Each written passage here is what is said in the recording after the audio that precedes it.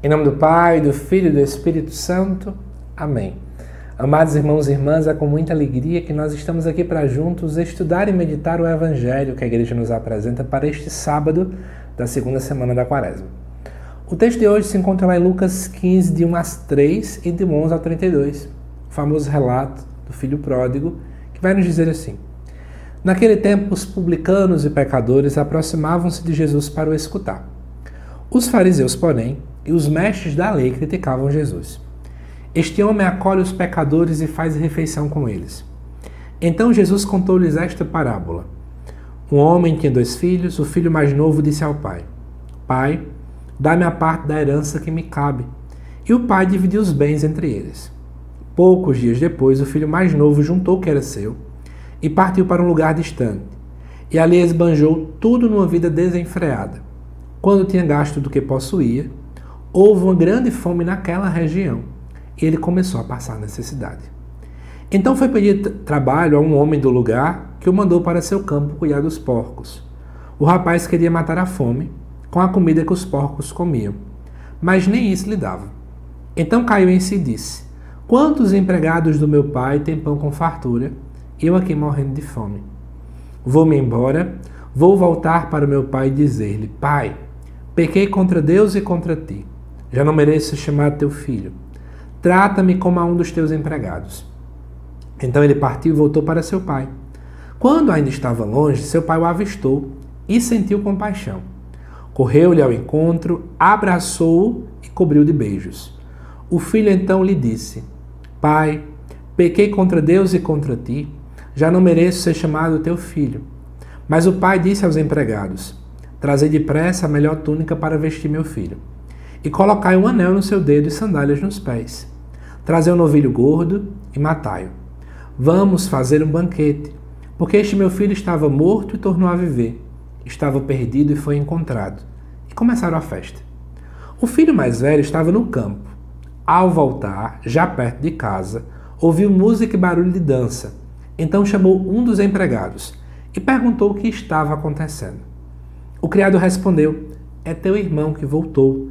Teu pai matou o novilho gordo porque o recuperou com saúde. Mas ele ficou com raiva e não queria entrar.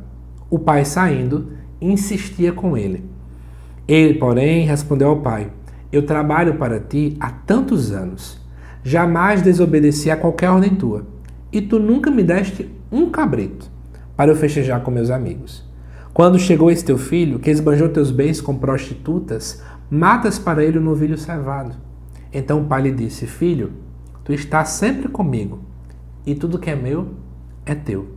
Mas era preciso festejar e alegrar-nos, porque este teu irmão estava morto, tornou a viver, estava perdido e foi encontrado. Amados irmãos e irmãs, vocês vão perceber que em breve, no domingo, vai aparecer esse mesmo texto como Evangelho Dominical. Como eu vou comentar ele em breve para o domingo, eu resolvi fazer uma proposta um pouco diferente. Eu queria interpretar esse evangelho à luz da primeira leitura, uma vez que, na Quaresma, a leitura sempre tem uma estreita ligação com o evangelho, inclusive nos dias de semana. Tá bom? O que acontece? Na primeira leitura, que o vídeo falar agora há pouco, eu falava sobre a dinâmica do profeta Miqueias, que ele falava diante do contexto em que o povo estava longe de sua terra, exilado. Quando eu vou para o evangelho, a parábola mostra um filho que pegou a herança, pegou tudo do pai e também foi para um exílio, né? Saiu de casa, ficou longe de casa. Só que a priori, em um primeiro momento, o filho estava feliz, estava achando tudo muito bom, mas na prática, depois caiu a ficha nele de que ele não estava num local bom. Ele estava longe da casa do pai. E, amados irmãos e irmãs, às vezes a gente está tão acostumado às coisas que a gente às vezes esquece que, na verdade, né, estar longe da casa do pai, a gente está longe da nossa essência, da nossa razão de viver.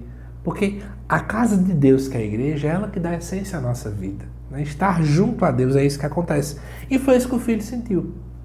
Ele teve vontade de voltar.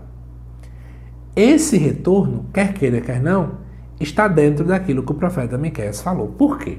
Primeiro, o pai acolhe o filho. Ele acolhe como um pastor que acolhe a ovelha que estava abandonada, que estava perdida, que estava longe. Ao mesmo tempo, o que é que o pai faz que o outro filho fica com raiva, o filho mais velho?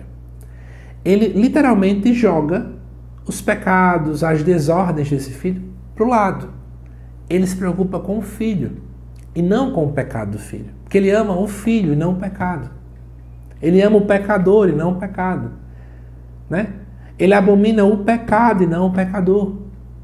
E quando a gente entende essa dinâmica toda, aí eu volto para a primeira leitura e eu entendo o que o profeta Miqueias falava. Por quê? Que Deus é esse que apaga a iniquidade e esquece o pecado? Que Deus é esse que não guarda o rancor? Porque o pai poderia ter ficado com raiva, porque você pegou a herança, porque você foi embora, porque você me abandonou, porque você não me valorizou. Mas o pai não guarda rancor. Porque Deus, acima de tudo, ele tem saudade de nós. Deus não guarda rancor, porque a partir do momento que eu me distancio dele, antes que o meu coração sinta falta, antes que meu coração sinta saudade, Deus já está com saudade, Deus já está sentindo falta de mim. Antes que eu queira voltar, Deus já está querendo que eu volte há muito tempo. Amados irmãos e irmãs, a gente tem que colocar na nossa cabeça, Deus não guarda rancor para sempre. O que ele ama é a misericórdia. Além disso aí também, diz o versículo 19 lá de Miqueias, que se encaixa muito bem com o Evangelho. Deus volta a se compadecer da gente. Obviamente, esse filho mais novo, durante toda a sua infância, quantas e quantas vezes o pai teve compaixão porque não sabia andar, não sabia falar, fazia tudo.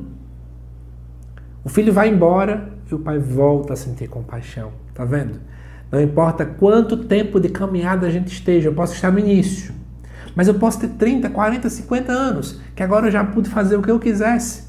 Se você for, quando você voltar, saiba que Deus vai te abraçar mais uma vez.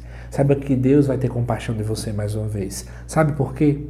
Porque Deus mantém a fidelidade. É o que dizia o versículo 20 da primeira leitura. É isso que acontece com o Evangelho. O pai, gente, só sabe ser pai. Então o filho foi infiel, tudo bem, o filho foi infiel, mas Deus não é infiel. Deus nunca é infiel conosco. Somos nós que muitas e muitas vezes nos apegamos à infidelidade, mas Deus não é infiel comigo, com você. Nós podemos ir para onde formos, mas Deus permanece fiel conosco para sempre. Espero que você consiga sentir essa profunda ligação, o quanto a primeira leitura dita o Evangelho e o quanto o Evangelho exemplifica a primeira leitura. E que o nosso coração se encha de mais alegria e de mais amor, porque o nosso Deus é um Deus misericordioso, é um Deus que nos ama, é um Deus que nos acolhe e é um Deus que é 100% fiel. Que Deus te abençoe, amado irmão, amada irmã. Te aguardo nos próximos vídeos aqui do canal, tá bom? Até mais.